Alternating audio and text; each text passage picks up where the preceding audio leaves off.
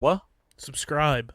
Subscribe. We'll highlight all that. Don't you worry. I'm just But of saying, course, you gotta remind people. Subscribe right now. Subscribe. subscribe. Of course. Philadelphia, baby, you're gonna love it. Best sports fans in the world. Actually, the worst, but that's what makes them the best. Hello, everybody. Welcome into Get in the Hole right here on Underground Sports Philadelphia's podcast network, streaming live on Apple Podcasts, Spotify, YouTube, and wherever you can get these two beautiful bearded men on your screen and streaming through your airwaves in your car, on a plane, on a bus, on a train, or anywhere that you have access to Bluetooth. You can listen to us right here on Get in the Hole, presented by our friends over at 47 brand. That's the KB. You're rocking the beautiful Philly hat. Show it off to the peeps. Absolutely beautiful. The Carhartt collab. Bryce Harper, he loves it. KB, he loves it even more. They just announced they're doing it for every league. So NFL, NBA, Hell yeah. NHL, and college will be getting the Carhartt collab. So what we getting done today? The usual. My mama told me before I left my town. My mama told me Perfect. I'm going home.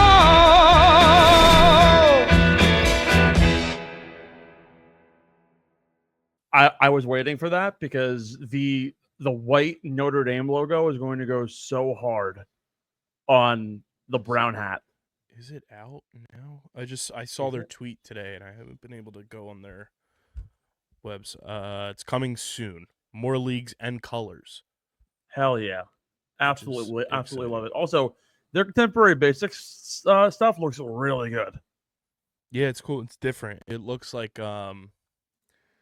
it reminds me of Jimmy Johnson's like DuPont logo on his NASCAR car, especially that Giants hat that's on their website, like with the ad. Yeah, it looks like the DuPont logo. Yeah, now 47 brands got it going on, and honestly, they just keep on putting out hits. And I can only imagine what they're going to put out as we approach kind of the apex of the sports calendar, right? Where we're coming up on week one of the NFL season. You give it about, just crazy to think that we're already at Labor Day. You give it a month. Next thing you know, the NBA is back. The NHL is back. Playoffs are starting up in the MLB. We're going to be neck deep in the NFL season. Like, so much is happening now as we kind of reach the apex of the year. But also, doesn't mean that golf stops either. Think about it. In 1 month's time, we are going to have, at least in the tri-state, Philadelphia, New York regions, we're going to be taking part in playoff baseball for all of our teams, big time NFC East action. And also, I mean, if you care about the Jets, whatever. Who? But then on top of that, well, the Jets are in the tri-state. We can't just forget about them. We're gonna have Rusty throwing darts and Jalen Hurts diving into the end zone all for the brotherly show. We'll push action. Saquon Barkley is gonna give me so many points in fantasy, and I have Jalen Hurts in another league. I have both of them, so I'm just capitalizing on the touchdown genius that is Nick Sirianni, even though I hate that man more than anybody else. It's really Howie Roseman, who I love, because that guy's a genius. And I cannot believe that I don't have the honor of having Howie Roseman as my general manager. But better than Brian Cashman, I'll tell you that much. But we have all that. We have the Ryder Cup, of course, towards the end of September. The Flyers seem to be figuring it out, so that they'll hopefully come back into the fold. Matvei Michkov. Exactly. You know what? Michkov leading the pack, man. That's all you need. He's so good. Him and Zegers together, I'm going to be so unbearable. Also, I have a confirmation. The more leagues for the Carhartt collab, NFL, NBA, NHL, and NCAA coming September 3rd. Absolutely amazing. And also on top of that, now 47 brand, not only your go-to for all things TGL, official hatwear group of TGL comes back in December. But also just golf in general, some great stuff out there. Now the WNBA as well joining the pack. And they should be having their Labor Day sale coming up pretty damn soon. Lots of really great styles on sale for you to check out. So go look at the link in our description to get your hands on some 47 gear now if you don't not have any already. I'm even seeing their imprint forward stuff right now is on sale, which looks beautiful, might I add. definitely going to be getting in on some of that. And of course, all those golf styles with the Bird technology, they'll keep you cool on the golf course all season long. So shout out to 47 brand. Plus the champs wear 47. Ryan Blaney, NASCAR champ, rocking 47 as a champion. Two-time Ryan Blaney Daytona winner. won the. Wait, isn't the playoffs just started? He won the Daytona this weekend. Oh, good for Ryan Blaney. I know they're also neck deep in the playoff hunt. A lot of shit's going on, and it's great. But I don't think anything greater this week happened. I'm not gonna lie to you. Like, a lot of things happen in the sports world, but nothing greater than Tommy Fleetwood, who, by the way, I got Ludwig Oberg right. I missed the boat on Cameron Young, but I redeemed myself with predicting that Tommy Fleetwood would win this week. How funny would it have been if Tommy Fleetwood just went out and won the Tour Championship? And lo and behold, here he is. And by the way, like we talk about it every time they have these like big wins. The win asset that Nike put out was exceptional. Well, I just also have to say that's my dear good personal friend Tommy Fleetwood that won. So congratulations to my good friend. Did you also see, Steve, that if they would have stuck to the old format of what this event was, where like leader of the pack started -10 or whatever, Tommy Fleetwood would have lost by 1? Yep. To who? Scotty Scheffler? I think so. Probably, considering he finished at 14 under. Yeah, would have been Scotty at 24, Fleetwood at 23, and then Russell Henley at 19. Yeah, it's so it's funny that you bring up like good friend and you mentioned it you mentioned it in the past, right, when he approached you at the Truist, just like said hi, unfamiliar face, wanted to get to know you. I think what's really amazing about Tommy Fleetwood, from talking to him, his interview with Todd Lewis after his round, he was like, I've come to you for, I can't even tell you how many times, close calls here and there.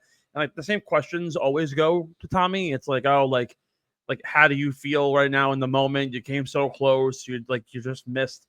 It took you 7 years on this tour to win finally. And Tommy was like, yeah, look, I mean, the number one thing that all this has taught me is that obviously you can do anything if you just stay resilient and you can stay hungry. But his dad told him this a long time ago, and he said, if I can give any advice to my children, which I try to instill in them all day, it's just be a good person first. Good person first, golf second. And that's the bottom line. If you can be a friendly face, you can be somebody who is just a nice person to be around. That's really what makes the person, not necessarily the skill that I possess. And I think that really shows who Tommy Fleetwood is as a person, and it really embodies the meetup that you had with him in that 30-second conversation, just saying hi, how are you, how you feeling, stuff like that on a Sunday. It just kind of fits that vibe check. And I really do think that my whole point here is this win is more than just golf.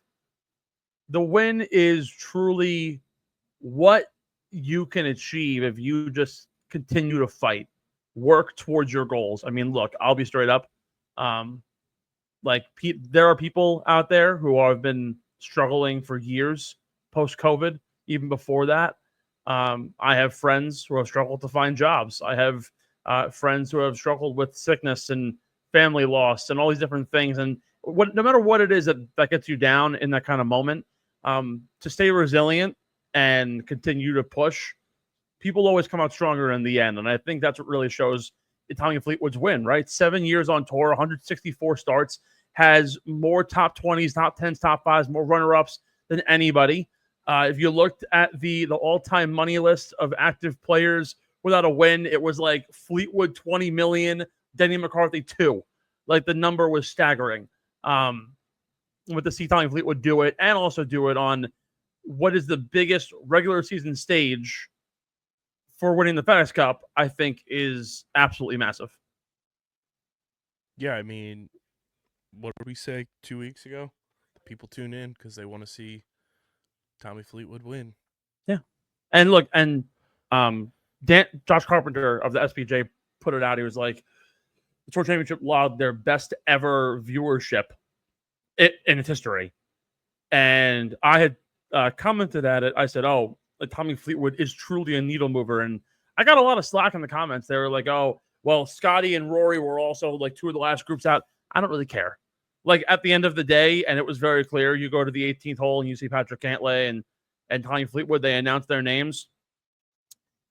This is an American crowd, and the roars for Fleetwood were 100 times louder than Patrick Cantlay's. And I get it. Like Patrick Cantlay is a bit of a different sort of player than most. Maybe it would have been different if it was a Scotty or a Rory, maybe even a Justin Thomas or somebody else. But it was very clear that going into 18, after Tommy had his chip shot, his third shot, you saw the crowds like running from all the way back portion of the fairway to try and like reach around. And it almost felt like Tiger-esque. It felt like people were clamoring and like getting together. And there was a lot of the broadcast was focusing in on the individuals who were looking around. Justin Rose, a dear friend of his, holding his camera like a proud dad, like getting ready for the shot. Like everybody, it seemed like not a single person on that golf course was against Tommy Fleetwood, and it showed. Yeah, he was amazing, and I don't mean to deter the Tommy Fleetwood talk because that's my good personal friend, and I'm very happy for him. The Mets are cheating right now. Stop it, please. We're talking golf. We're talking golf. No, I don't even want to think about the Mets game right now. There is a microphone that fell out of the sky in the outfield, and it has paused the game. And I just want it to be known that the Mets are cheating. Is there a probe happening? Like, I'm just saying the Mets are 31-24 at home, 28-37 on the road. Noticing Brian Windhorst, what is going on in Utah. And by Utah, I mean Citi Field. But yeah, I mean, Tommy Fleetwood fucking rocks. And I was thrilled for him. I can never stop laughing at PFT commenters' impression of him from a couple weeks ago when he does his like pseudo Liverpool accent. He's like, just trying to be hottest. It's amazing. The video of Tommy's son after the par 3 contest at Augusta. It's his son. He goes, "I'm just trying my hardest." Just trying to be hottest. At like iconic video. Also, I love Big Cat's take today as I was listening to part of my take on my way to work. We all need adult stepsons. Which, Big Cat said he already has some because of his gaggle of goons at Barstool, and I was like, I have adult stepsons. It's DJ, Steve, Pat.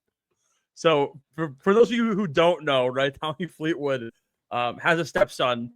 He is, I believe, if I'm not wrong, roughly our age. He plays on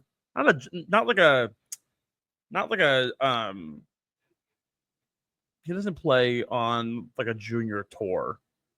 But he plays not the Corn Ferry Tour.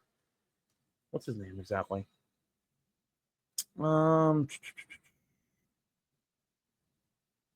His stepson. Where is he? There's no way he's that young. Craig. Yeah, hold on a minute. There's no way this guy's 18 years old. He's just trying his hardest. Oh my god, yeah. I guess he's only 18. Anywho, so yeah, no, adult stepsons rock. I know Tommy actually caddied for Oscar back when he was I believe trying to qualify for the US Open. I think it was this year. There's definitely a great connection there between him and his stepson. Yeah, his son plays for the Challengers Tour, which is the tour below the Corn Ferry Tour, and Tommy was caddying for him one week when he needed a step in. So yeah, adult stepsons rock. And look, I'm not a father yet. I might be a father in the next couple of years. We'll see. But if I can have a, I don't know, a adopted son, I'm never gonna need a stepson. Not gonna get divorced, but no. Adult stepkids rock. I mean, imagine like being a stepdad and like the stepson is like 18 to like 22.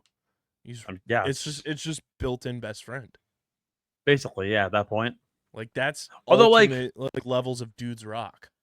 Yeah, but like that like level of age difference, what? Because like 18, Tommy's like 37, it's like a 20-year age gap. It is sort of like I mean, honestly, it's kind of the equivalent of like if you were a teen dad, right? Like you're only like the teen moms at 16, like you're only 16 years older than your kid. Meanwhile, my mom is 35 years older than me. I think 35 or 30-ish. No, 32. Something like that. Tommy's only 19 years older than him. Yeah, that's kind of crazy. He's just trying his hardest. Also, I just totally aged my mom on this show. I'm sorry, Judy. Wild.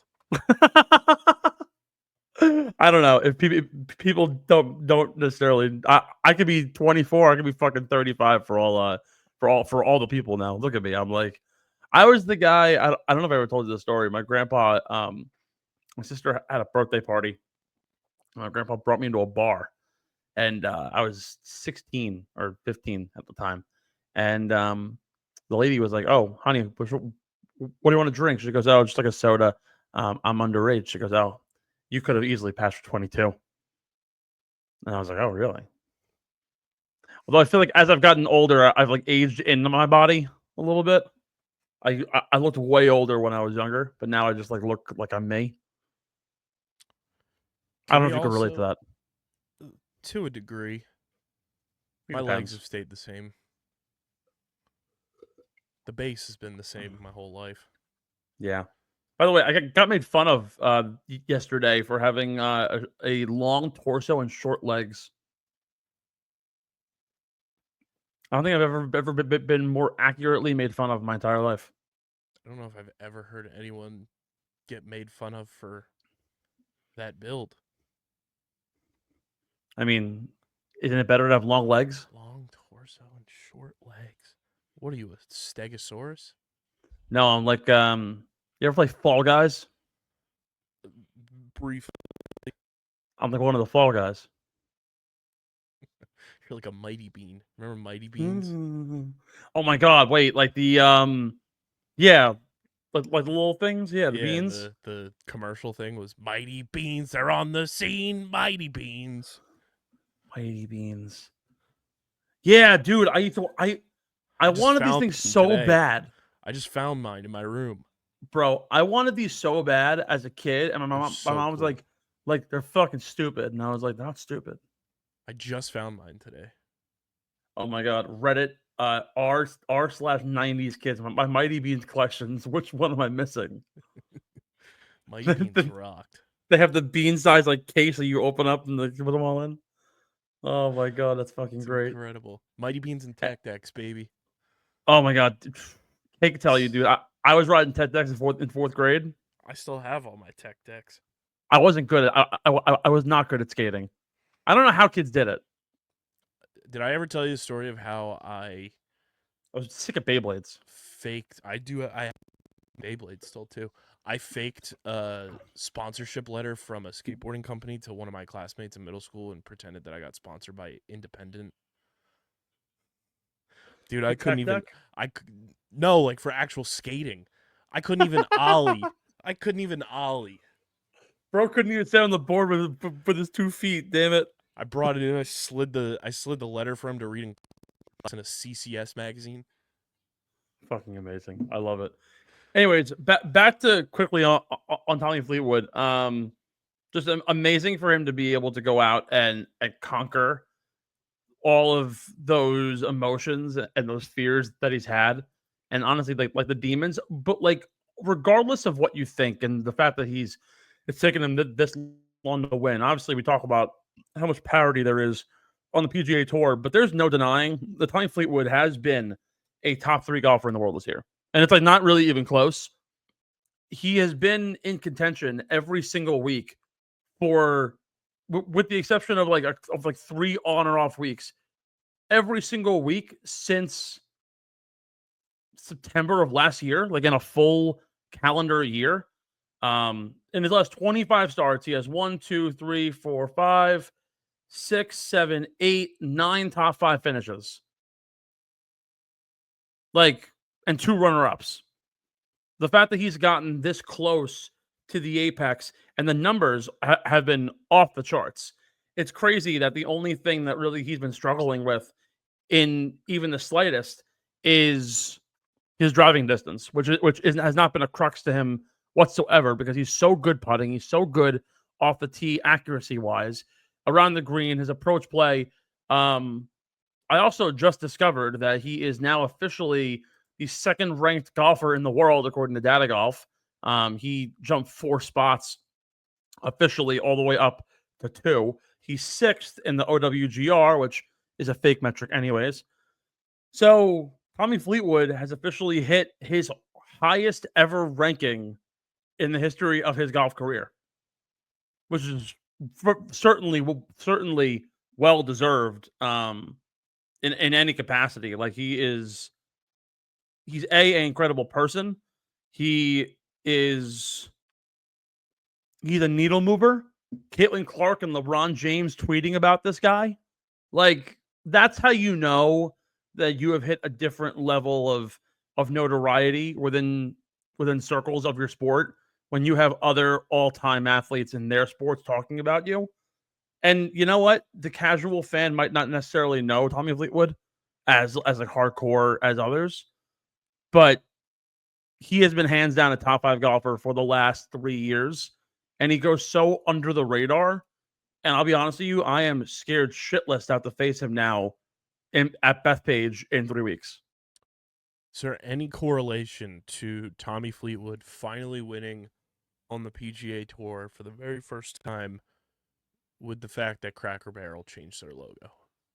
Well, first of all, that's the worst rebrand of all time, and that needs to change. And every Southern golfer suffered this week because of it, except for Russell starts, Henley. 0 wins, 1 start post logo Rebrand? change, 1 win. Just noticing. You know, you're really pushing narratives here today. It's hashtag Narratives Monday, baby. Did a brand change when Cameron Young won? Did something cataclysmic happen? When did he win? 3 weeks ago. Well, it was a month ago now, probably. We'll Beginning of August. We'll do some R&D on that. Yeah, we'll have to figure that one out.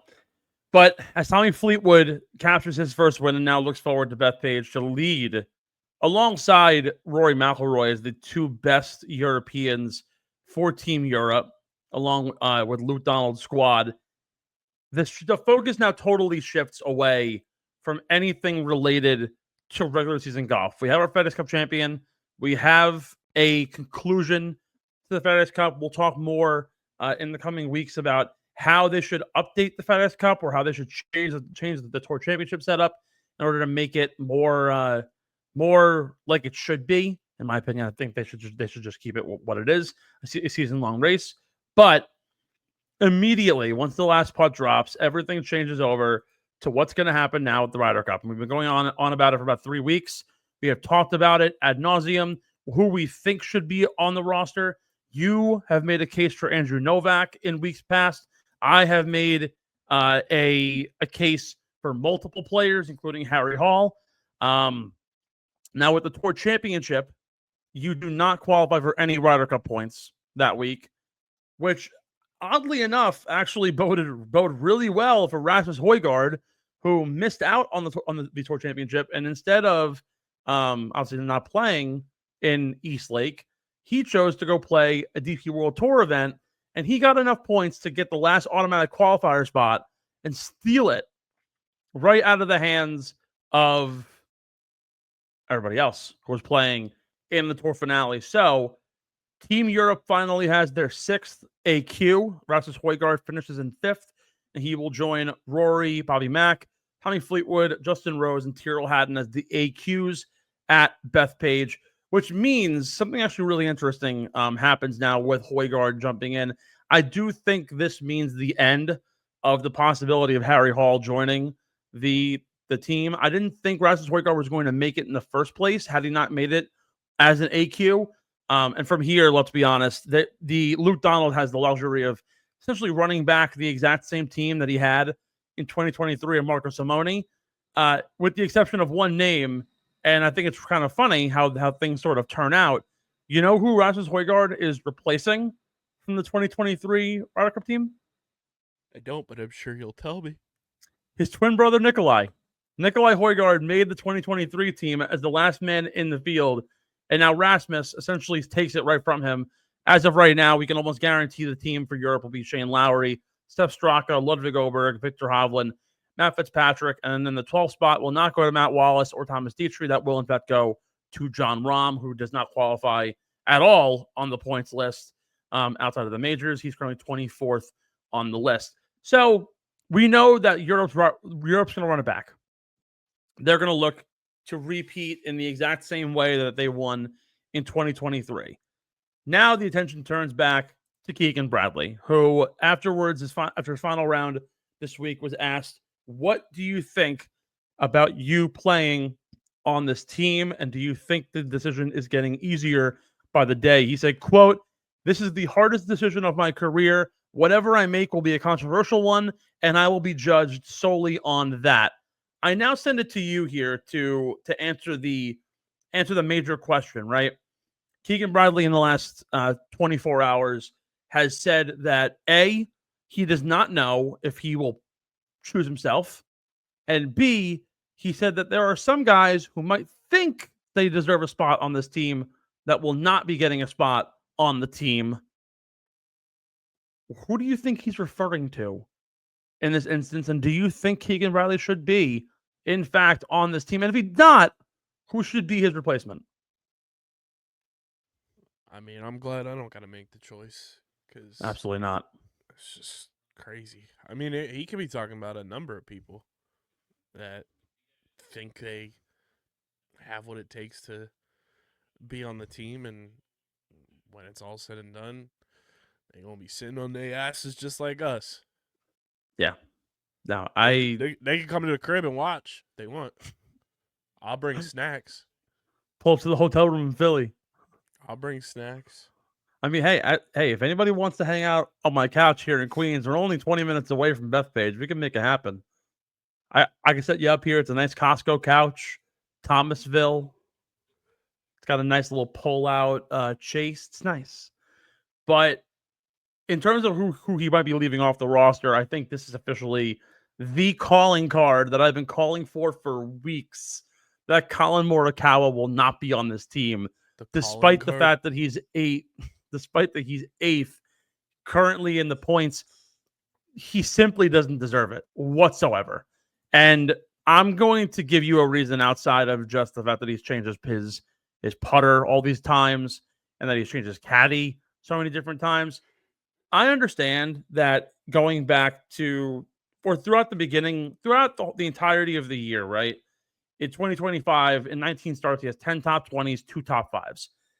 The problem is that when you get to a place like Bethpage, that's notorious for needing straight drives, the rough will not be nearly as penalizing as in major situations because they want it to be more competitive. But the putting, it only becomes that much more important. According to insiders, Keegan Bradley has called Sam Burns, who's currently 16th in the ranking, to be on the team. That makes sense. Sam Burns, the best putter on earth, not named Denny McCarthy and Harry Hall. So Sam Burns making the team should be actually the whole point. Should be the reason why Colin isn't making it. This year, he's been losing strokes on the green. He's lost strokes around the green. He has had one of his worst statistical seasons, the second worst statistical professional season in cumulative strokes gained off the tee. around the green, putting, and total. It has been a crapshoot year for Colin Morikawa, to say the very least. He's fallen all the way down to 26th in the world rankings according to Data Golf. The driving accuracy, it's been great. His approach game, it's been great. But what good is it if you can't get anywhere past the fairway? And I get it. Yeah. Could Colin thrive in a team format? Sure. But when every single guy is going out there on Sunday playing a singles match, you can't lose a point, particularly if you're down, which I think as of right now, it's likely they're going to end up be down going into Sunday. So Colin Morikawa shouldn't be on this team. Sam Burns will be his likely replacement. Justin Thomas, he will be there. There was rumors that guys who might not be there, who think they should be, that was pointing to Ben Griffin. I really don't think that realistically you can do that to a player who, even over the last 3 weeks, has shown that he more than deserves it.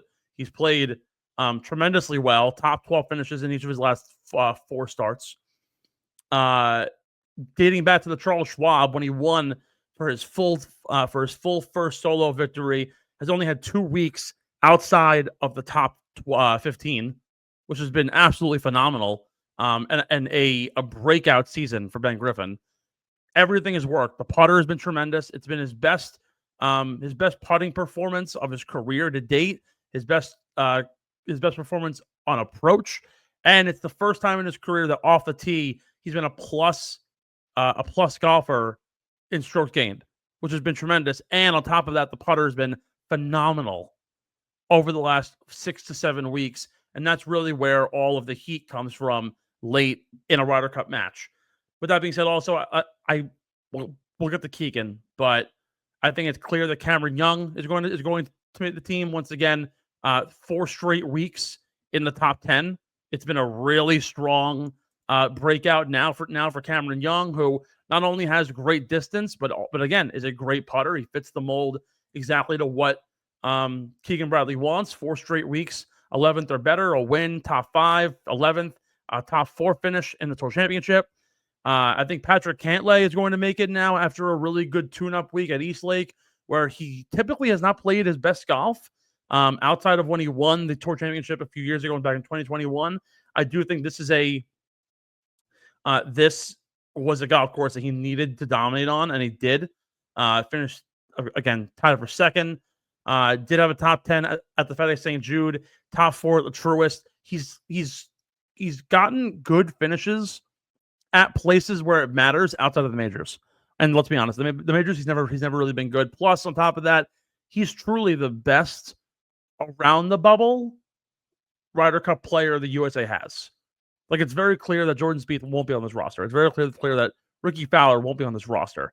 You obviously are not going to bring live guys like DJ onto the roster or Brooks Koepka. So it's very clear to me that Cameron Young is going to get that spot with Patrick Cantlay and Sam Burns. So 14, 15, 16 are going to get it, which means that Brian Harman is out. And Brian Harman doesn't deserve it. Now, McNeely is out. Does Mav really deserve it? I don't really know. But also, do you want another rookie joining this team when you already have Henley and Spawn in the mix?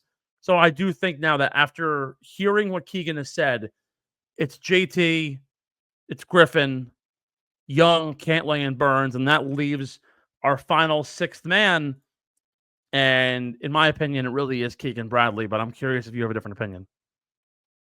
Yeah, I mean, I think it's just like been one of those things that we've danced around, just waiting to see someone either grab it by the horns or surrender, and nobody has. So, like, why shouldn't Keegan just be like, yeah, I'm gonna put myself on the roster and be the captain and play?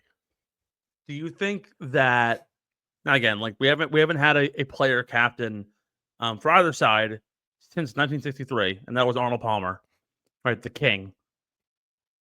Do you think, like, Rory 2 weeks ago said that he would never player captain a Ryder Cup team, and he's been offered it before, and he said no.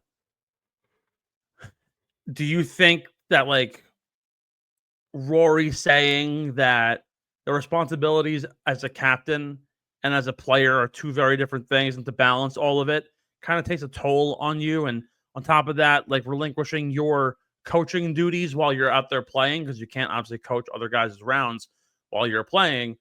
Do you think there's like truth behind that? Do you think Rory is just trying to like get into Keegan's head, or do you think that realistically, even though no one has done it for 60 years, it's a possibility that if it happens, it could be a success?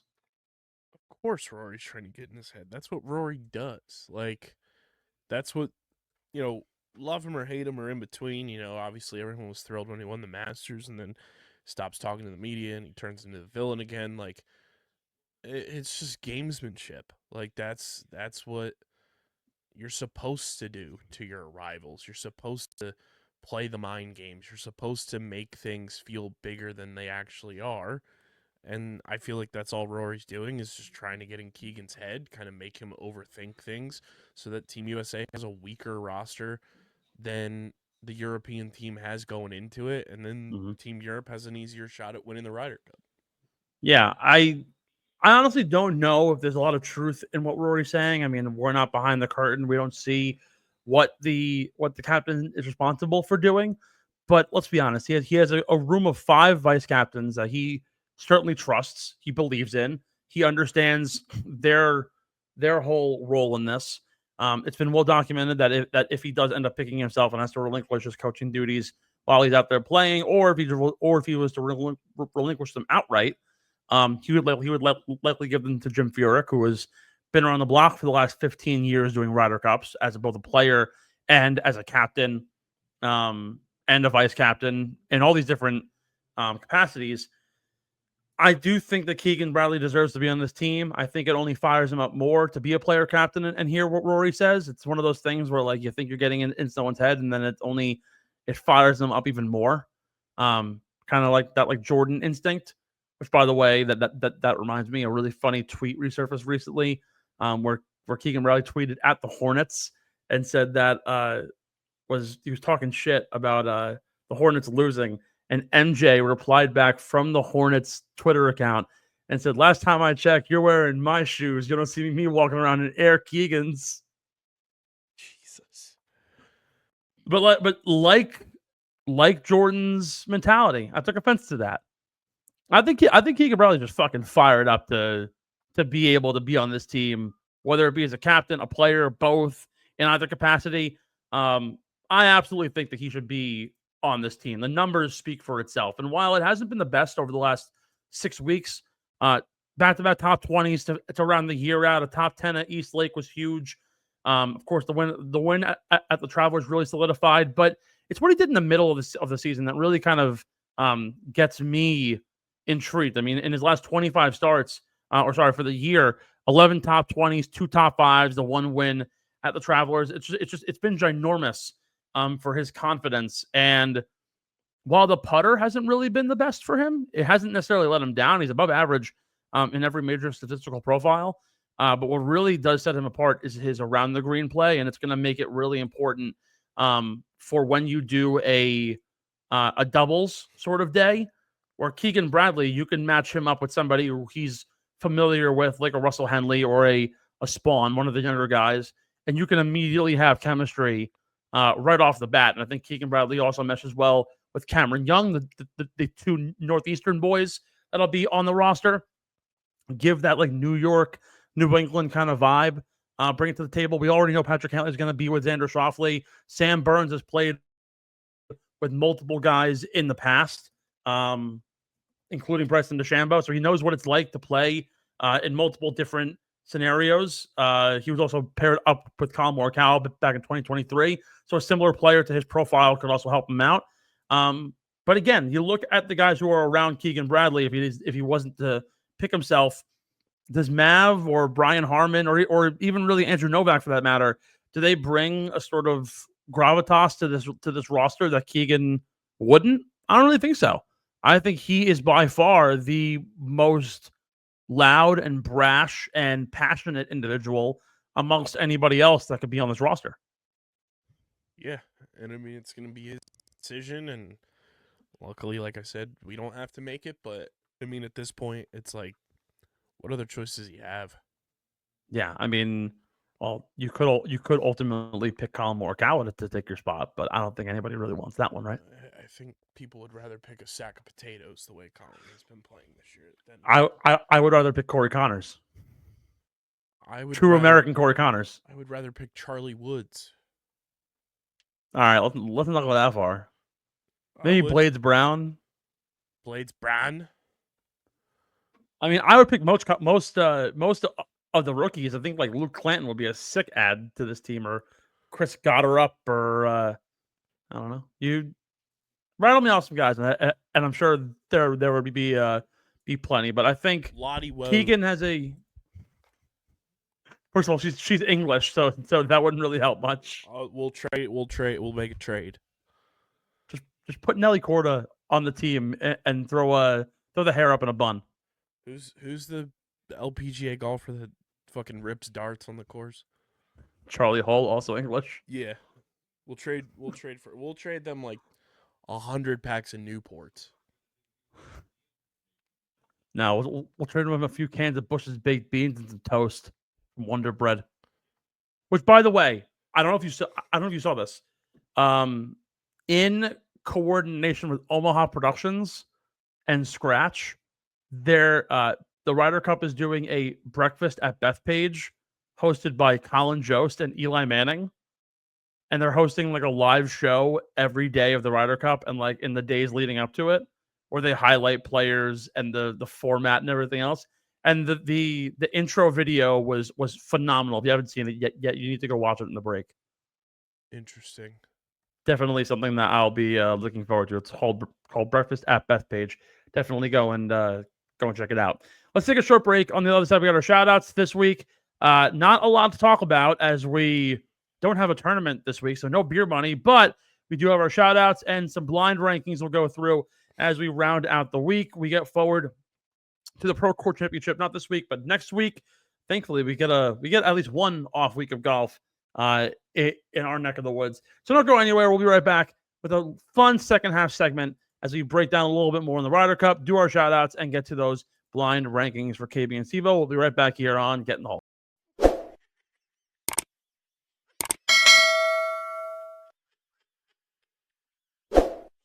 Subscribe to Get in the Hole Pod.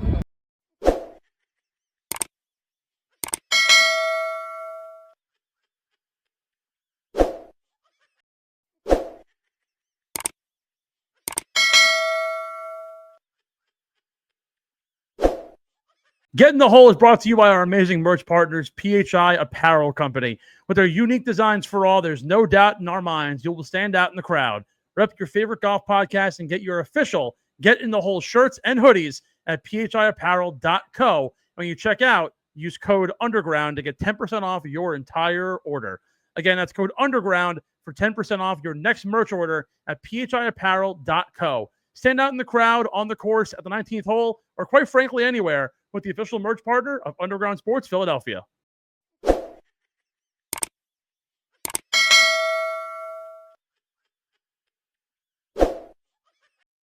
Welcome back, boys and girls, to Get in the Hole. It's time for our shout out of the week, presented by our friends over at Acorn Hills, who, if you haven't heard of them yet, you are missing out big time. They are dedicated to supporting the environmental efforts while also providing you the styles that you love on and off the golf course. From t-shirts to quarter zips, ball markers, gloves, hats, you name it, they've got it, all at an affordable price and in support of the environment using biodegradable clothing tags, packaging, recycled materials, and for every dollar spent, the National Forest Foundation will plant a seedling to promote afforestation across our great land. Be sure to use code GITH15, that's Get in the Hole 15, for 15% off your next order at acornhillsco.com. Again, GITH15 to get 15% off your next order at acornhillsco.com. And look your best from the ground up. We lead off our shout-outs once more with Tommy Fleetwood, who, I don't know if you caught this stat, but I think it's staggering. He's only the second player to ever win the Tour Championship as their first PGA Tour title since Chad Campbell. First of all, I have never heard of Chad Campbell. Second of all, he did it in 2003. For reference, the FedEx Cup didn't start till 2007. So that it has been a long time coming for not only Tommy Fleetwood but for the Tour Championship to have a first time winner. And ironically, it comes right the year they get rid of the starting strokes. They really got to figure out the setup. They got to go to match play, like desperately need to go to match play. Yeah, shout out to my good personal friend Tommy Fleetwood. Not many people can say that. Not many folks can. Want to give a shout out to Canadian Brooke Henderson. She won the CPKC. That's a mouthful. Women's Open, her National Open tournament by 1 stroke over Minjee Lee. A big W for Brooke Henderson. She becomes the winningest Canadian golfer, ladies golfer of all time. So congrats to Brooke. Want to give a shout out as well to John Rahm and his team Legion 13, who won the LIV team title this week in Michigan.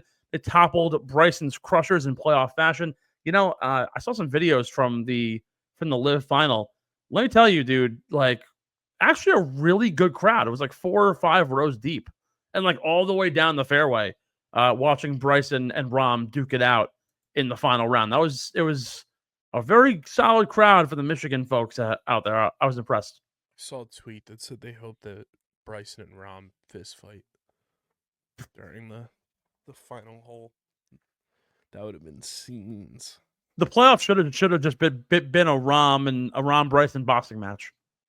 Scenes. And then tag team match with Tyrrell Hatton, the angry leprechaun, in the back corner. He would just be biting ankles. Tyrrell Hatton, this was the greatest comparison I had ever heard. I'm at a barbecue on Saturday and we're watching we're going back and forth between the LIV and the PGA broadcast. And my friend Grant goes, Tyrrell Hatton just looks like in a different world he would be the Notre Dame mascot. Mm-hmm. Like definitively, like biting ankles, getting pissed off, getting rowdy, doing the fists. It just makes sense. They're gonna have sports specific leprechaun, which I love. So Tyrrell Hatton's that. Going to be the Notre Dame golf team. When the golf logo comes out, I'm immediately buying it. I love that. You know the first college that started doing that? Western Kentucky, the Hilltoppers. Wasn't it Western Kentucky? Yeah, they had the looks like the Woogle from that episode of Arthur. The Woogle. Dude, you throw shit out, man. Why is the Arthur theme song Jamaican? I feel like we talk about this every other week. I think it's because Arthur is black. Is he? I mean, is he? You look at everyone else in the show. I mean, Muffy is quite literally the whitest of the white. When Buster, I say, hey, what a wonderful kind of day. His friend is black, right? The girl, what's her name? Francine, yeah. And Muffy and Francine were the two sides of the pendulum, where Francine's family, dad was a garbage truck driver. They lived in an apartment. Muffy's dad was the car salesman, lived in a mansion, white, black. Dude, you learn so much from Arthur. This photographic memory that you have, Binky Barnes, has gone to such waste. Because you could like be like Elias Sports Bureau, and you're out here rattling off Arthur statistics. Goddamn right. And like Stoop Kid. Don't forget Binky's right hand man Rattles on that fucking playground, man. Dog, I backwards hat fucking little wombat guy. I gotta watch Arthur now on I gotta watch Arthur now available on Paramount Plus. Gonna have to watch him very soon. Final shout out this week before we get to our birthdays. Rory McIlroy, not 2 hours after the final putt dropped at Eastlake, was Rory McIlroy in the stands with his caddy Harry Diamond, watching the U.S. Open and Novak Djokovic. Rumor has it that he will in fact be at Bethpage Black at some point this week doing a scouting trip. There's no way that he's not. My man loves to scout. My man loves to scout. Nobody goes to Queens for nothing. And now, granted, and I was at a mixed doubles final for the U.S. Open, which, by the way, I like love tennis now. This guy, I like fell in love with it, even though I know I'll never play it. Honey deuces. Oh, dude, it was so good. My boy Francis Tiafoe won in straight sets over this Japanese guy. He's lost his last 2 events against him. But my boy Big Foe from Sierra Leone, moving on to the second round, he's gonna play Martin Dam Jr. Very excited for my boy. Martin. Very excited for my dude Big Foe. I But do have one other shout out, Steve, that's not on the list because I saw this earlier today and I bookmarked it for this exact reason. And Yeah, it's let's see it. perfect for nostalgia reasons. Yeah. Per Andrew Marchand, who does a great job reporting on this kind of stuff, works for The Athletic. Former SportsCenter anchors Stan Verrett and Neil Everett are starting their own show on Twitch that will air on Tuesdays and Fridays, per Andrew Marchand. The show is set to debut on September 9th, and it's expected to be a looser format of SportsCenter. I love that so much. By the way, Neil Everett, member of my fraternity, Beta Theta Pi. Shout out to the Betas. Those two on SportsCenter are one of the best duos in I SportsCenter think they were the best duo. Rich Eisen, Stuart Scott. Before my time. They were definitively the best. When I got But- into SportsCenter, the very end of Eisen's SportsCenter career, or really ESPN career, was when I started watching. So I watched Stuart Scott with who was after Eisen? I jumped to Nagandi, but I know it's not. That's my guy. Shout out Kevin Nagandi. Well, he usually did it with like Sage Steele. It was She was big on it. Linda Cohn was big. Buccigross. Oh yeah, Bucci and Stuart Scott was good. He did it with Bucci a ton. Yeah, they kind of rotated for a few years. It was always it was very often it was like Linda Cohn, it was Sage Steele, it was Bucci.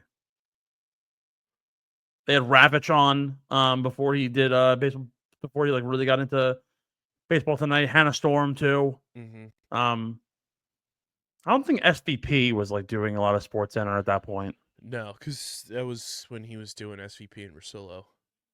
You know who is still to this day, in my opinion, the best ESPN reporter? Who? Sal Palantonio. Fucking Philly legend, man. Sal Pal, man. He's a Philly guy. Loved Sal Pal. When they cut to Sal Big fan. Pal on Sunday mornings before an Eagles game, you knew you were getting the hard-hitting news. I also do love Jay Harris, but like Jay Harris is very good too. Jay Harris has a special place in my heart. But standing on Twitch September 9th, I will be dialed in. Love it. That's They were like the new age Stuart Scott and Rich Eisen. Hear me out. And like yes. But my real question is with ESPN, right? Who's going to be the next Kornheiser and Wilbon? Because PTI will forever be the best show on ESPN's entire network ever. I mean, Pablo Torre does a great job when he fills in. Yeah, Torre is good. I mean, there won't be another PTI. Kornheiser Wilbon. Quite frankly, they're just too old school journalists, and like that's not what ESPN does anymore. I would love to see like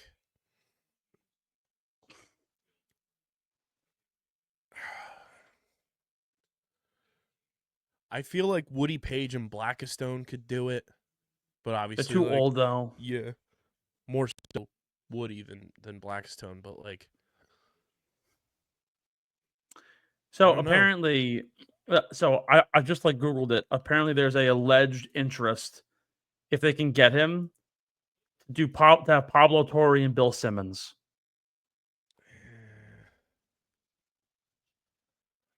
Also, SVP has been out there. Frank Isola, his name's been floated. Clinton Yates.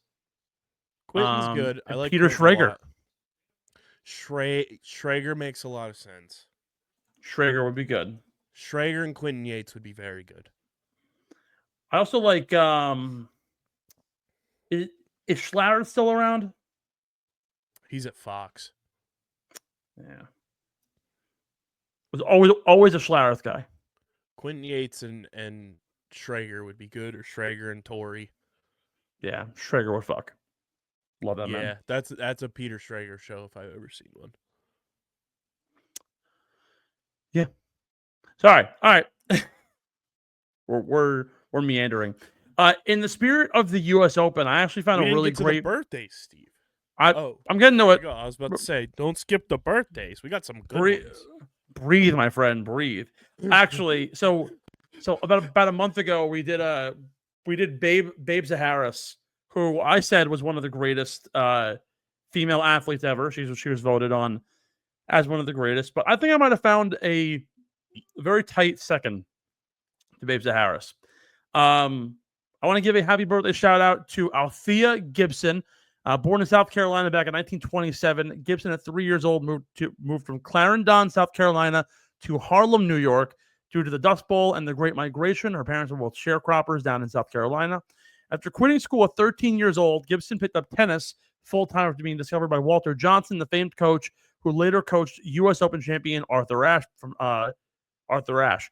Despite being ineligible to play the U.S. National Championship, later called the U.S. Open at Forest Hills, due to her skin color, she eventually received an invite in 1950, becoming the first black player to play at the Forest Hill Stadium, which put her on the fast track to an eventual 56 career title, Grand Slam, #1 world ranking in 1957, and becoming the first black player to achieve all those feats, both male or female.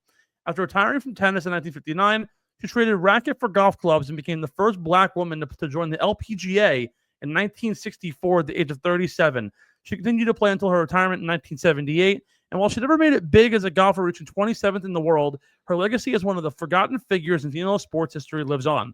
It would be another 43 years until a black woman won a Grand Slam title. You know who that was? Serena Williams in the 1999 U.S. Open at the Billie Jean King Stadium, who, by the way, Billie Jean King, one of the greatest female tennis players of all time, said, quote, "If it wasn't for Althea, it wouldn't have been so easy for others like Arthur Ashe and beyond to follow." Gibson passed away in 2003 from complications of respiratory and bladder infections, but she lives on, commemorated in the International Women's Hall of Fame, the International Tennis Hall of Fame, and was listed as part of Sports Illustrated's top 100 greatest female athletes, and was the inaugural inductee class of the Women's Hall of Fame, along with, aforementioned, Babe Zaharis, as one of the 6 greatest figures in female athletics. So happy 98th birthday to Althea Gibson and her family, who survived her. Really a great story. She was on my list. Was she really? Yep. Look at that. There you go. And you know what? It's kind of amazing that we can talk about a golfer while also chatting a little bit of U.S. Open action. Good segue from Rory into Althea. Things you love to see. All right, KB, let's hear it. Who's got the big birthdays joining Althea today? So I think the youngest birthday is Formula One driver Kimi Antonelli. That's pretty sick. 19? Turning 19 years young. Wow. Also celebrating a birthday today. Speaking of the golf world, Angela Park, Brazilian-American golfer, U.S. Open 2007 runner-up, Rookie of the Year in 2007, born in Brazil on this day. 1987, Stacey Farber, Canadian actress known for her roles on Degrassi, The Next Generation, born in Toronto, Ontario. Also born on this day in 1987 in Los Angeles, California, XOXO. It's Blake Lively's birthday. Also celebrating a birthday today. Steve, do you know who loves orange soda? I don't know. Kel loves orange soda. It's Kel Mitchell's birthday, baby. Now, obviously, Keenan and Kel. Can you name the one role that I think a lot of people don't know Kel Mitchell is a part of? Kel was born on this day in Chicago, Illinois. Ooh. Give me a hint. I'll give you a hint. Obviously, yeah. Encapsulated in Keenan and Kel is all that, but it's a voice acting role.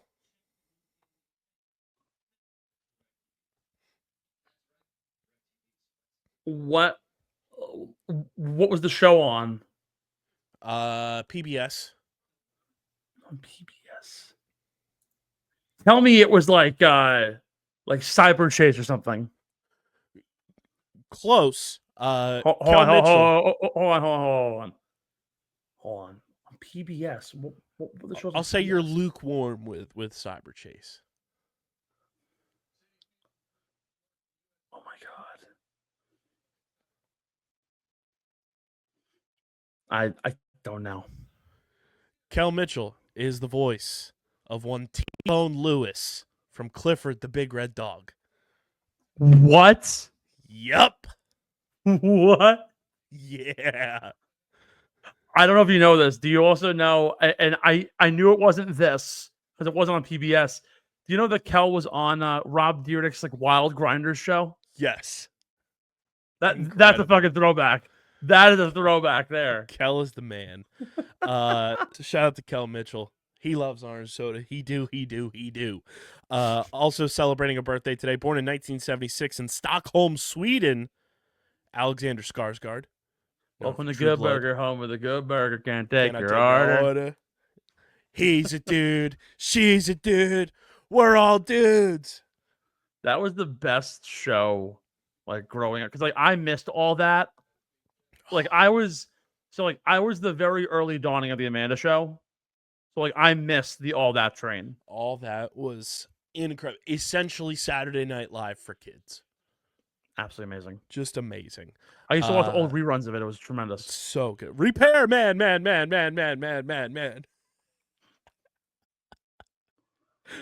Also celebrating a birthday today, joining Alexander Skarsgård and Kel Mitchell. Born in 1972 in Philadelphia, Pennsylvania. American Pro Football Hall of Fame wide receiver, Super Bowl champion Marvin Harrison Sr. That's a good one. Also celebrating a birthday today, Doug Glanville, former Major League Baseball outfielder, born in 1970 in Hackensack, New York. Also celebrating a birthday, Catriona Matthew, born in 1969, Scottish golfer, won the 2009 British Open. Also celebrating her birthday today, everyone's favorite at-home chef for a long, long time, born in 1968, Rachel Ray. She's not old? That's what I said when I pulled up my list. I was like, what? Holy shnikes. I was blown away. She's old? But like she also like doesn't feel that old. It's weird. No, like I thought she was like 24 when we were like growing up. Yeah. Like she Crazy. was like young and hot. And I guess she's now old and hot. Wow, that's crazy. Celebrating a 59th birthday today, born in your neck of the woods, Steve, in 1966, American lawyer to one Donald Trump, Michael Cohen. Do you know Michael Cohen is in the same jail cell block in Brooklyn as Diddy, Sam Bankman-Fried, and Fetty Wap? It's like the goddamn Sinister Six in Spider-Man No Way Home. And also Luigi Mangione. Yeah. That's all of the Spider-Man villains in Doctor Strange's Sanctum Sanctorum. They're all together. It's like the Menendezes next to OJ. Jesus. Also, which, by the way, I don't know if you heard that they didn't get bail. It's crazy. They're still fucking stuck. Also celebrating a birthday, born on this day in 1966, American baseball outfielder, former member of the Cleveland baseball team, 5-time MLB All-Star, born in Shreveport, Louisiana, Albert Bell. Also born on this day back in 1961, Steve, my achy breaky heart, Billy Ray Cyrus, born Don't break my heart, my achy breaky heart. In Flatwoods, Kentucky, his 64th birthday today. Also born on this day is, where are they here? Probably my favorite person on this list, born in 1958 on this day, celebrating his 67th birthday, Tim Burton. Stud. Just an absolute genius, born in One of the Burbank, goats. California. Just truly amazing. also born on this day. It's a big birthday day. 71st birthday today. The one, the only Elvis Costello. Ooh. Was never a fan of Costello. Also born today in history. The one with the famous mustache, Raleigh Fingers. Born in 1946 on this Dude, day. this is a stacked like B+ birthday. It is a stacked day indeed, and it only gets better because also born on this day in history, the one, the only, the original, James Bond, Sean Connery. Sean Connery. Born on this day You in ever wa- 1930. If you ever want to see one of the funniest clips of all time, go watch the SNL skit where Sean Yes. Connery plays Jeopardy. So good. It's the funniest shit of all time. The aforementioned Althea Gibson, born on this day in 1927. Also born on this day, I think I skipped by him because he was born in the 40s. Yeah, 1949. Gene Simmons. Oh, Rocking and rolling all night and partying every day. Also born on this day in 1918, American Grammy, Emmy, and Tony Award-winning conductor who almost got an EGOT? Leonard Bernstein. Bernstein. It's the end of the world as we know it, and I feel fine. Born Who on listens this to day Leonard Bernstein? in 1918, and also born on this day might be our biggest historical birthday to date. Born on this day in 1530. Go on, give me a hint. A very well-known historical figure. Russia. Born in the 1500s? Born in 1530, died in 1584. Not Karl Marx. No. Born in the 1500s? Historical figure from Russia? Was he an artist? Depends on your definition of artist. A composer? No, he was more political. Oh, is it Rasputin? No, but you're warmer. Fuck. I don't know many olden. You're Outside gonna, of, you're gonna like, hate the- yourself for not getting this. Well, Tell you that much. Is it Vladimir Lenin? No, it can't be. It can't be Lenin. Why am I drawing a blank? Who is it? Born on this day in 1530 in Kolomenskoye, Russia. First Tsar of Russia Oh, and the Grand Prince of Moscow, Ivan the Terrible. I should have known that one. I'm so dumb. Rasputin is the best one though. He's got a song in the outro. In case you didn't know, It's fair. Russia's greatest love machine. You know what's crazy? Rasputin was Rasputin was actually a priest, or he claimed to be a priest, but he was also a well-known womanizer. Sort of crazy. Pretty wild. Happy birthday, everyone. Happy birthday, everybody! Let's get in some blind rankings as we top the show off. Presented by our friends over at Tomahawk Shades. While we can't see into the future with these blind rankings, you can see all the way down the fairway and look into that gazing sun, but not have to worry about a damn thing because you're rocking the best small batch eyewear in the industry, Tomahawk Shades. They are repped by so many athletes. We go from lacrosse to football to baseball to golf and beyond. And of course, even our winter sports as we approach now the end of summer, unfortunately, as we head towards the winter. You can get everything from glasses to goggles, all available from Tomahawk Shades. You can go to tomahawkshades.com or download the Tomahawk Shades app on the App Store or Google Play Store. Browse their selection of blue light glasses, prescription lenses, goggles, everything they got. You name it, and you can use code USP for 25% off your next order. Again, that's code USP for 25% off your next order at tomahawkshades.com or the Tomahawk Shades app.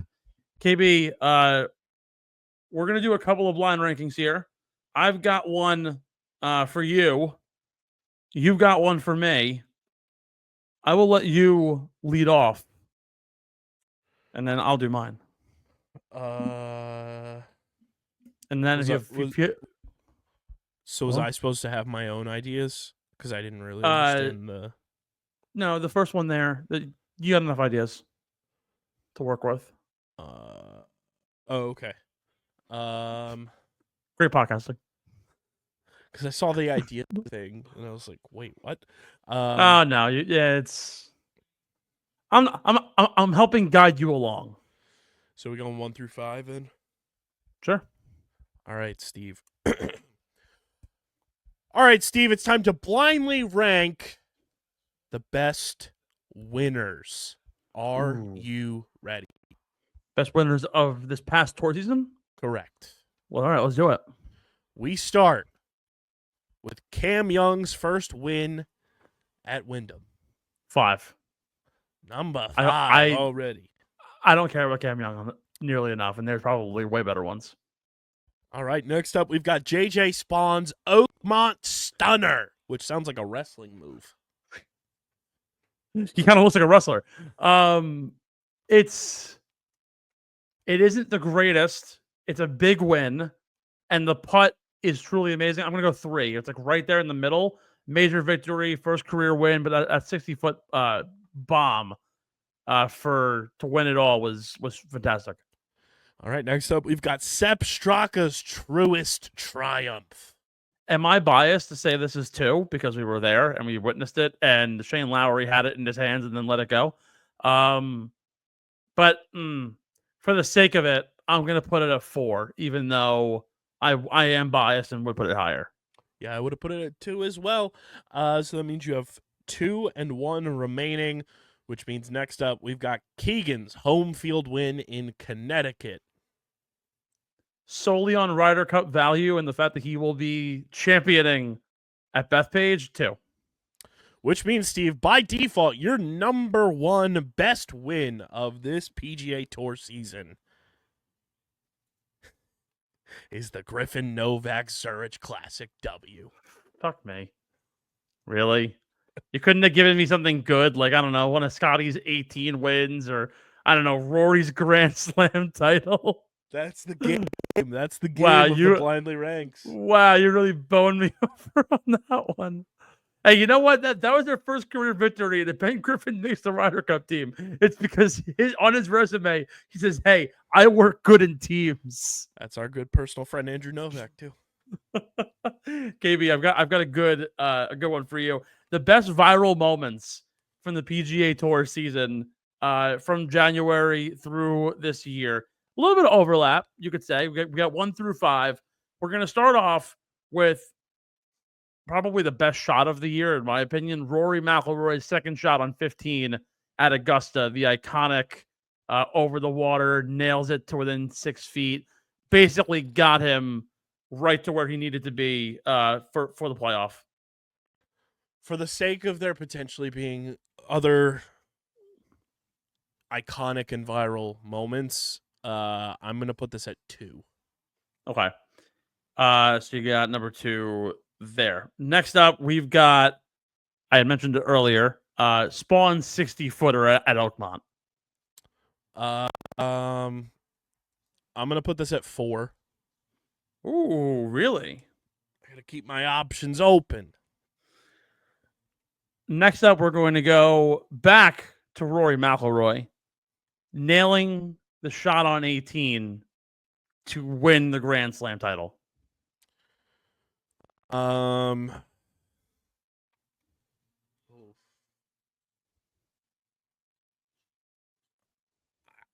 guess I have to put this at 1. I hate that I'm putting it at 1, honestly, because I hate using my number 1 slot this early, but it's Yeah. not worse than his shot on 15 just because of the drama and the moment. So I guess it's got to go 1. I don't think you'll necessarily regret it. Next one here. Anything over the last, let's call it 9 or 10 weeks, related to Bennett Scheffler just being a dog. He's got a great name. He's truly a one of one. And for namesake reason alone, he's going at number 3. You're pretty lucky on that one because number 5 is Happy Gilmore. Fair. Still haven't seen it. You might be the only person in America who hasn't seen it. The highest grossing opening weekend in Netflix history. Hey, Which, by the way, like, had enough viewership to beat out like Sinners. hey, that's what happens when you release movies in the summer. Put it in the theaters next time. Dog, it's the deal with Netflix. You can't do that. Hey, we've seen deals with Netflix going to the theaters. Netflix needs to get a grip and put some things in the theaters because it'll do numbies and they'll make even more money. By the way, did you hear that that K-pop Demon Hunters is now the highest watched Netflix show ever? You just spoke a different language to me. So there's a show. It's a musical action film called K-pop Demon Hunters. Yeah, you lost me. It's a show on Netflix. It has Ken Jeong in it. It is the highest rated show in the history of Netflix, and it sold more at the domestic box office than Weapons did this past weekend. And this movie only aired as a sing-along version in only 1,000 screens for 2 days over the weekend. Well, when you put hot like keywords in something like K-pop and Demon Hunter, one of the greatest animes of all time, not that I've seen it, but just knowing people that watch anime, like Demon Hunter is well regarded, and K-pop just makes anything go viral, which hopefully it being picked up in this podcast note makes it go viral. It's bound to do nuclear numbers. By the way, it is also an anime on top of that, so I digress. or like it's not really like an anime. It's like it's anime because it's animated, but like it isn't like your typical anime, like One Piece and Naruto. It's a 3D anime. Interesting. Yeah. N- Good 90, for them. 97 though on Rotten Tomatoes. Good for them. And my boy Danny Day Kim is in it. I do love me some Daniel Day Kim. Although he was terrible, he wasn't terrible. The overall production of it was terrible. The Netflix adaptation of Avatar. Yeah, I didn't watch it. Yeah, it was like wet ass. Don't like wet ass, that's for sure. No, we absolutely do not. KB, that's going to do it all for us here. We got a few things wrapped up for the week, but lots of things coming in the next few weeks. The Ryder Cup is only literally a month away. Next week, the Pro Tour Championship. According to Keegan Bradley, his captain's picks will come out on Wednesday, so we'll break that down on our social media platforms. Luke Donald's picks will come out on Labor Day on the 1st, so looking forward to that. In fact, every player on Keegan Bradley's roster will be in at the Pro Tour Championship next weekend as a tune-up. So maybe we'll check the board tomorrow. Might get a little TikTok video out to try and see, hey, maybe we got a little bit of correlation here. But we look forward to those selections. We'll talk more about those next week, along with what's happening at the Pro Tour and beyond. KB, excellent show. Handsome as always. Fantastic stuff. That's going to do it all for us here from Get in the Hole. Be sure to like, follow, subscribe on all of our social media platforms on Twitter, Facebook, TikTok, Instagram, and beyond. Leave a 5-star rating and a comment over on our pages on Spotify, Apple Podcasts, and YouTube.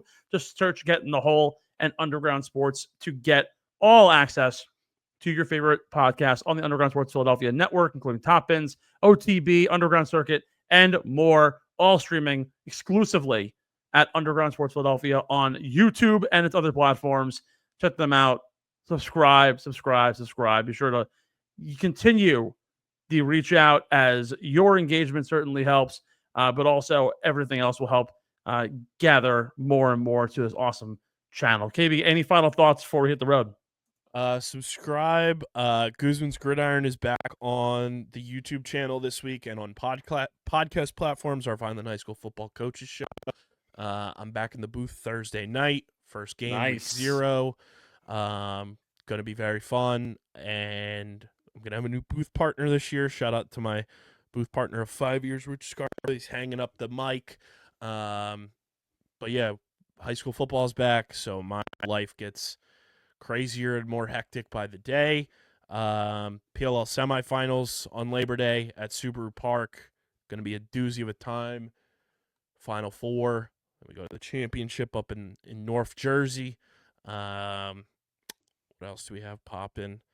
The inaugural Underground Sports Philadelphia Fantasy League that I am going to pseudo require all of us to talk about on our shows, because we're just going to make it a segment that nobody wants to hear about your fantasy team except for our fantasy teams.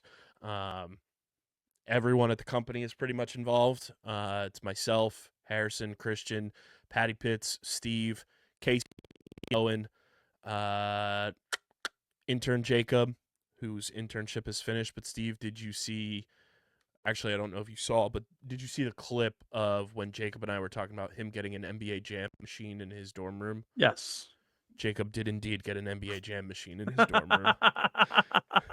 room. Yeah, he should stream him just playing it. I said he better charge $20 a head to have some Jam tournaments go, and winner stays on. But Jacob's in the league.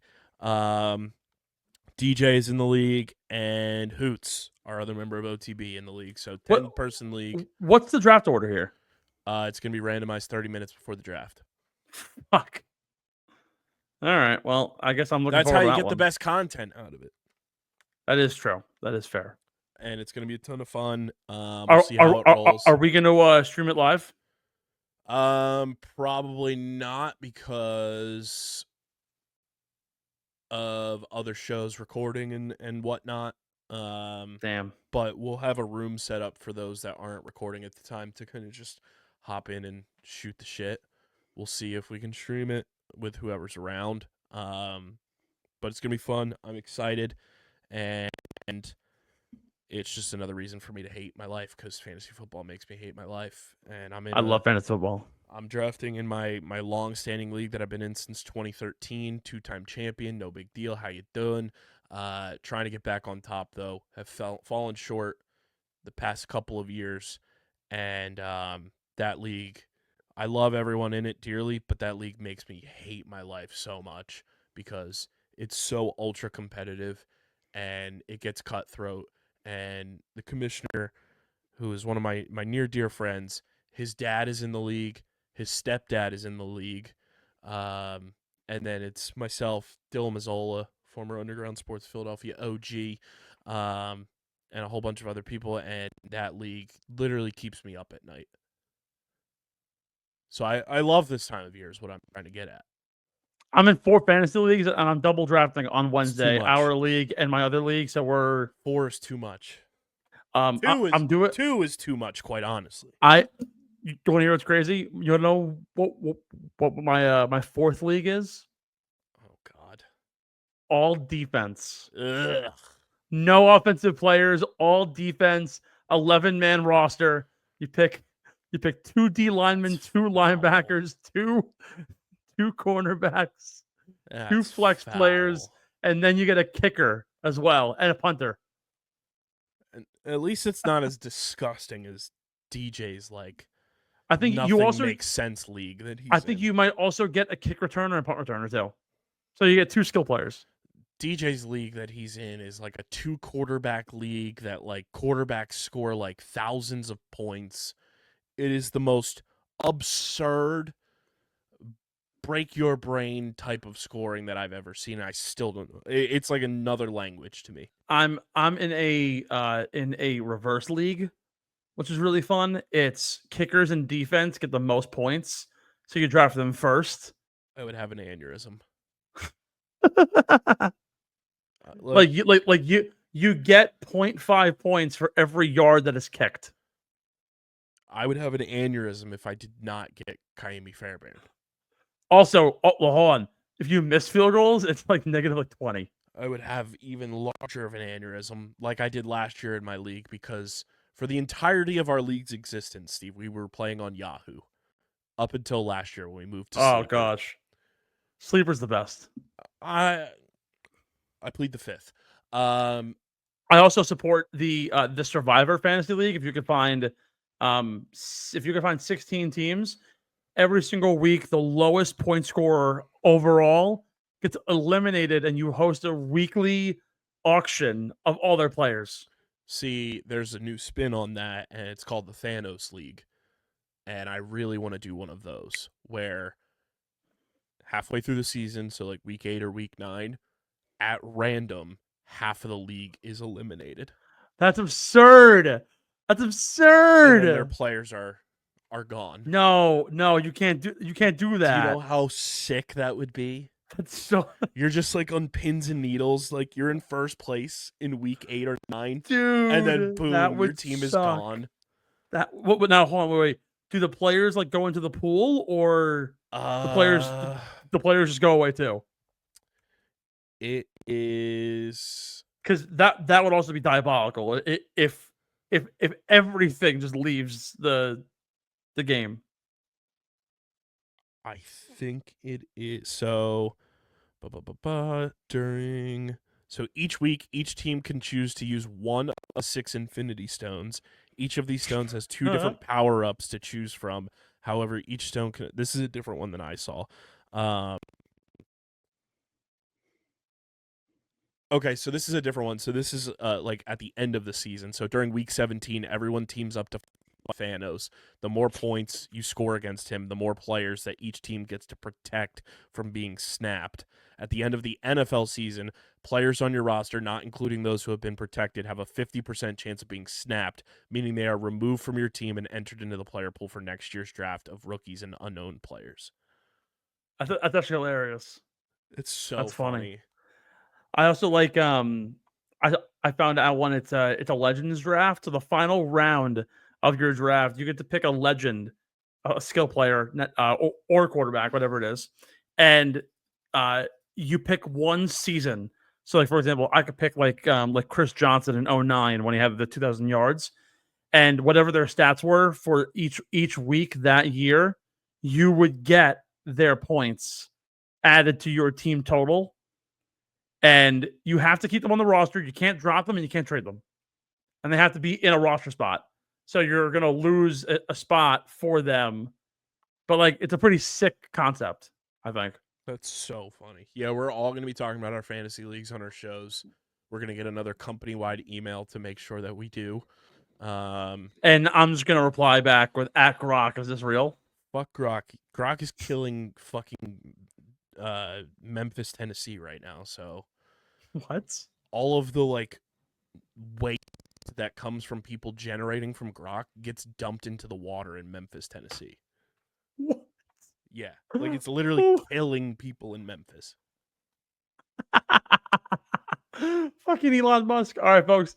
That's going to do it all for us here from Getting the Hole. For KB, I'm Steve-O. We'll see you next week. Take it easy. Don't enjoy any golf, but get out there and play. Thanks for listening to Get in the Hole, the official golf podcast of Underground Sports Philadelphia. Catch us every week wherever you get your favorite podcasts, and be sure to like and subscribe on Apple, Spotify, and YouTube. You can follow us on Twitter and Instagram @GetInTheHolePod, and follow Underground Sports Philadelphia @UndergroundPHI. We'll see you next time, and remember, Get in the hole!